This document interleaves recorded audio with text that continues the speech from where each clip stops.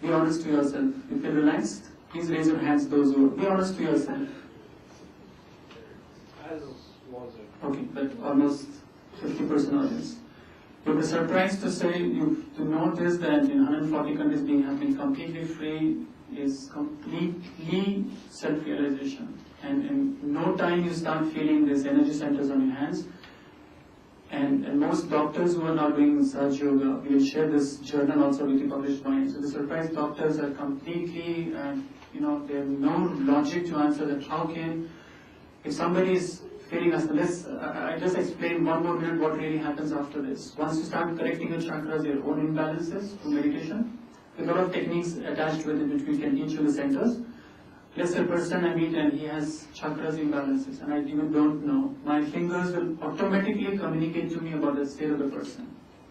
So you just not just become a reflection of your own mirror. Anybody in your family, your life comes across, you can feel them and automatically correct them also.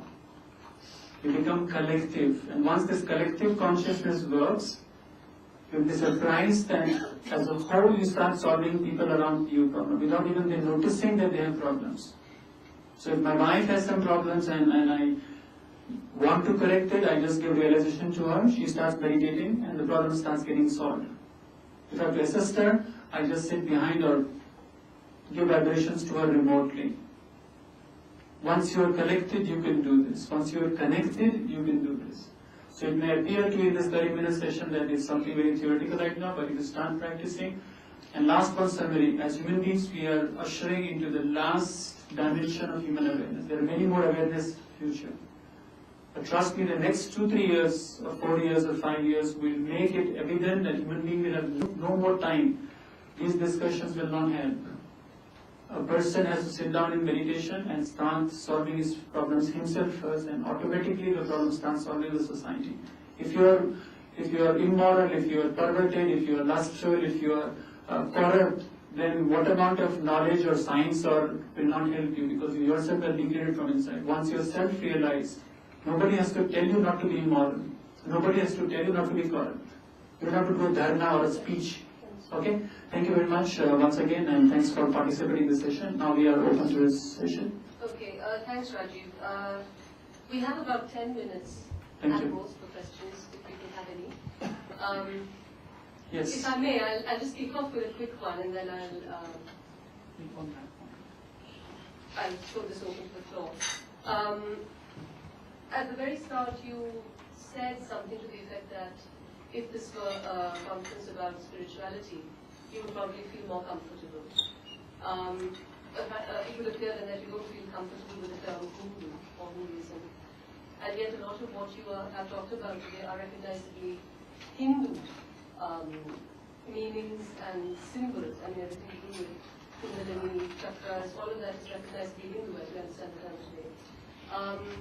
And yet, of course, in much of what you said, there was also this, what I would call a tendency to universalize, trying to, setting this in the context of modern science, setting this in the context of meditation and other religious traditions. So, of course, meditation in other traditions would look very different from meditation in the Saj Yoga context. They would be talking about Kundalini, for instance. So, could you tell us, please, what you mean by spirituality, how it is different, and why the discomfort with the term Hindu? Okay. I would answer the question in 2 parts. I would answer the second question first. We say that in other forms of religion or faiths, this meditation would be very different. That's why our clearly said if a Muslim is putting his hands in the front, doing 5 times namaz or 50 times namaz, he was very clearly explained that a time will come, the Qiyamah. A time will come, which they call as Qiyamah, where the hands will speak. I would just like to draw your attention to this figure in the center.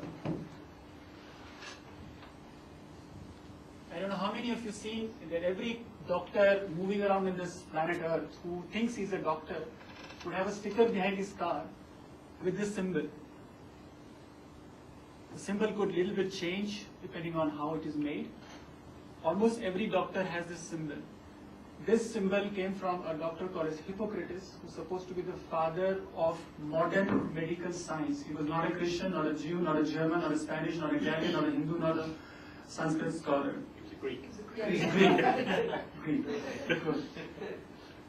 this doctor, more than a Greek, I would like to add the word doctor here because science at this stage was so developed in the Greek time.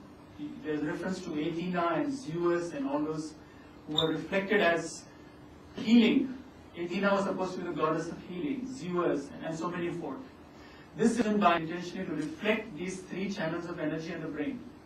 So the lower portion slides where symbols like swastika and Lord Shiva Trishul and Nirakar of Sikhism and Om and Tao principle. The Tao symbol itself reflects the two sides, the feminine, the masculine. The one side is the dark channel, the other side is the channel.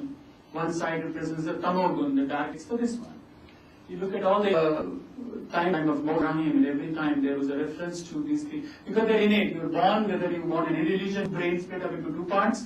This is working independently. You have the autostom which is governing, you have the seven chakras. And this is as long as you've been a human being on the earth.